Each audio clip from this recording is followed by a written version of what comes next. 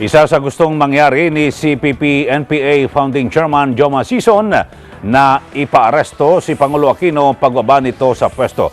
Pero ayon sa Malacanang, hindi makakatulong ang gayon sa ipinapanawagang unity and healing ni incoming President Duterte. May report si Vic Sumintak.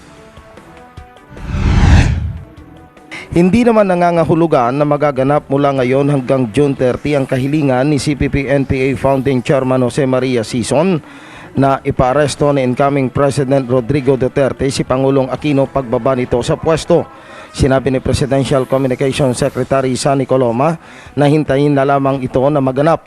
Ayon kay Coloma, anumang espekulasyon ay hindi makakatulong sa paglikha ng kaaya-ayang sitwasyon sa lumalawak na panawagan ng pagkakaisa o unity and healing na inihayag ni Duterte. Aming question katulad niyan ay patungkol sa mga prospective action ng incoming administration, no? At nung hahaliling Pangulo. No? Kasi katulad niya, no? Yung papa-aresto, prospective, no? Hindi naman may sasagawa yan between now and June 30.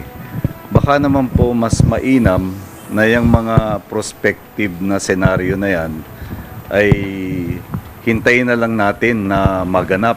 Batay sa report, kapag nagkita sina Duterte at Sison sa Europa bago ang inaugurasyon ng bagong administrasyon, ay hihilingin ni Joma kay Duterte na kasuhan at iparesto si Pangulong Aquino at Budget Secretary Butchabad dahil sa issue ng PDAF o pork barrel scam.